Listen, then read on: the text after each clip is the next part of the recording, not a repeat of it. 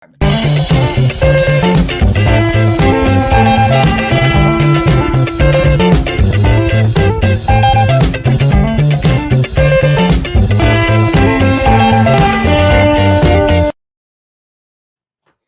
right, so I've been spotlighting some of these guys from these bigger time schools. Did Olu Timi last time, the center from Michigan. Did Peter Skronsky from Northwestern, as he's one of the top tackles in the draft. I want another tackle this week from the number one school in the nation, Broderick Jones, the offensive tackle from Georgia. He was a five-star recruit out of high school. He's played like a five-star the entire time. He's 6'4", 310.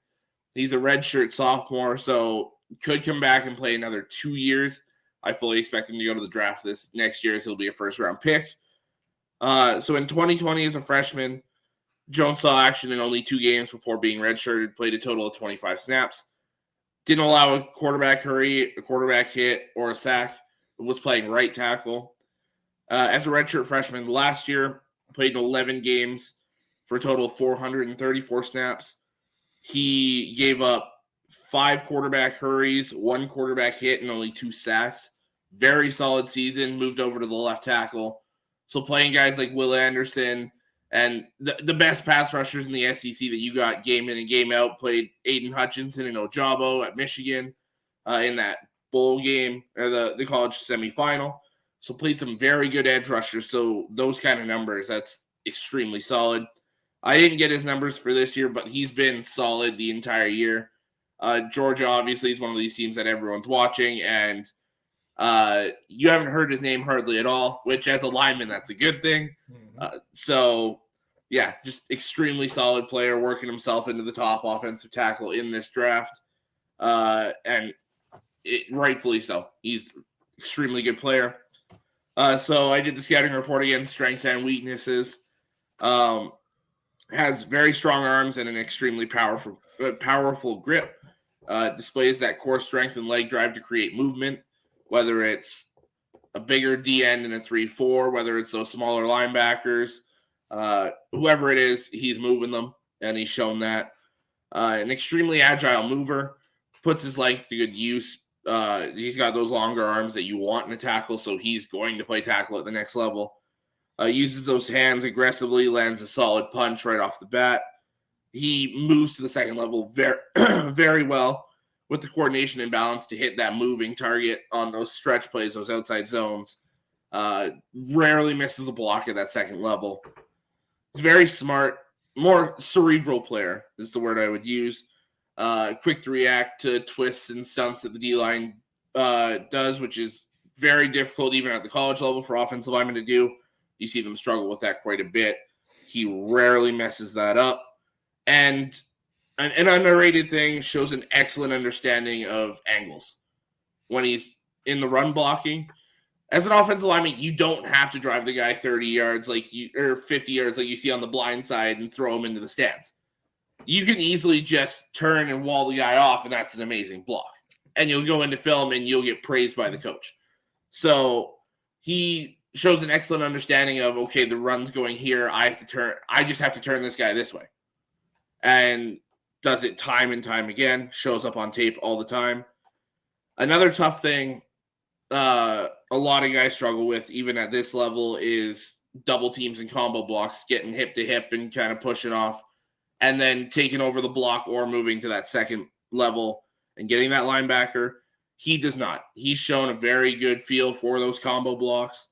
Displays good quickness and flexibility getting off that double team to that linebacker, and capable of sealing that backside on those reach blocks again with those angles. Very solid. Constantly explodes off the line of scrimmage. I said for Skronsky that first time, when you watch the tape, he's typically the first guy off the line on either side. Broderick Jones is kind of the same thing. He anticipates that snap, and sometimes he's hitting these guys before they hardly even move. It's very impressive. Helps him get to that second level or to drive those guys back. Weaknesses, there's a couple. And again, he has the traits to improve on all of these. More in pass sets for him, pass blocking. He gets impatient. So there's defensive ends and edge rushers that will kind of rush and then do like a stutter step and then do their move. And he'll tend to lunge, which then you get your head down. That's an easy swim move. They get right by you, or they can do whatever they want with you at that point. Lunges and reaches. And that's where you'll see him occasionally play with that poor balance. And he's inconsistent with his kick slide. So when he's kicking back to go get that defensive end, sometimes they're little short kicks and sometimes they're very long kicks, and it kind of goes back and forth between the two.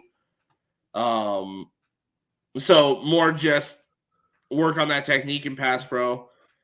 Has an outside chance to stick at left tackle at the next level, but the way it's looking right now, I would probably move him to right tackle. Just with some of those issues as that pass pro, until those get fixed, you'd rather your quarterback see the guy coming, in my opinion. And occasionally, and this is very rarely this one, I was getting very nitpicky because there wasn't too much with him. Sometimes he'll stop his feet at that initial contact, and then he's got to try and just manhandle the guy to get him going again. And at the next level, he's not going to be able to rely on his length and his strength to get some of these guys moving. So just another thing he'll have to work on. And with the pass rush, when he tries to rely on that length and lunge, he gives up an inside move a lot. So you'll see Hutchinson did it a couple times last year against him, where you run outside and spin back inside because you get him to lunge and he kind of lunges out, leaves that open lane. And yeah, that's available quite often against him. But very, very solid player, one of the best tackles in college football, and will be a first-round pick and a very good tackle in the NFL for years to come, I think. Yeah, buddy. And that, ladies and gentlemen, has been...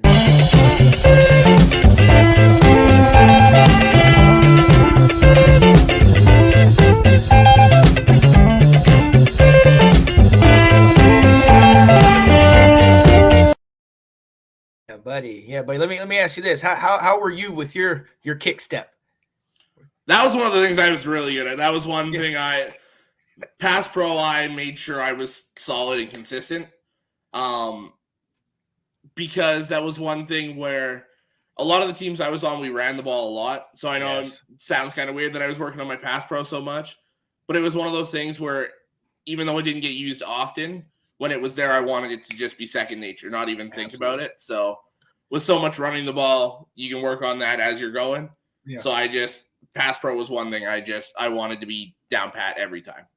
Now, from a lineman perspective, you talked about, him doing the kick out, but then, lunging and getting impatient. What's the number one thing that you would worry about? I mean, they didn't pass on you, or you guys didn't pass that much, but when you did, was it that double move? Was it, bull rush? Like, what was the one thing that you were like, okay, please don't do this to me? You know what I mean? Like, or was it anything? So when I was in high school, I was one of the biggest guys, so I didn't have to worry about the bull rush that much. Yeah. It was more those speed guys where it's like, okay, I'm kicking and now I got to go way quicker. Yeah. And just try and run the guy around the hoop, as it's called, and have the quarterback step up. But when I got to junior, I was one of the smaller guys, so that bull rush was definitely a thing.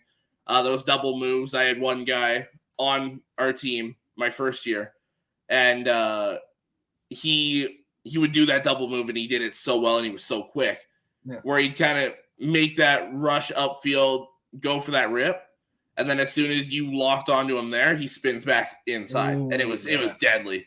Yeah. And it was one of those things where, as a lineman, what I try to teach guys at a younger level is there's a technique where obviously your hands should be up here, and you kind of flash your hands like this, like you're going for that punch. Yeah. And it gets them to start their move early, so you can kind of see what they're doing, react to it, and go. So flash those hands and then go from there. Oh, I could dig it. Yeah. Like all you young offensive linemen, just gave you a little tidbit, gave you a little secret there. Come on, pay attention. But look, I love this segment. It's one of my favorite segments, but I'm more excited because my guy is helping out back on NSD with our guy, Mr. Andrew Faubert. I love that. And There's a new show coming down the pike, sir. Yeah. Talk to us. So I'm going to start it in the off season because it feels weird to start it in the middle of the season. Yeah. But pretty much right as the season ends, whether we don't make playoffs or we do and we get eliminated, I'm going to kind of start up a Lions show here. I'll do once a week, maybe twice a week if some big news happens. And just talk everything Lions. Oh, I love that. I love that. I'm going to tell you, I love doing the NFL shows. I know I'm doing the full college shows. But the one show that I know you've noticed this, that I dive into so much, that Washington show, talking about my team, breaking every single thing down. I know you are going to be in love with that, especially in the offseason, going up into the draft and the move. Oh, man. Yeah. Well, and especially the 5 picks in the top 60, 70. And if we cut some of these guys that I think we're going to cut, we're going to have like $70, $75 million to play with in free agency. There's lots to look at there. It's wide open. That's the one thing, especially, and I think you could agree. I think we're kind of in the same boat. We kind of both look forward to the off season. Yeah. That's the time when we kind of both shine, do all these moves. We're like, oh, we're going to dominate you this year. Yeah. And it's the same thing. It's like, okay, here we go. That's why we're in college right now. 9 wins here. So right. That's what I was hoping for. Right. Oh, God. Thanks for watching. If you like that clip, be sure to check out the other great content from the Let's Talk Football community. And as always, please like, subscribe, and hit that notification bell so you'll be notified when more great content like this becomes available.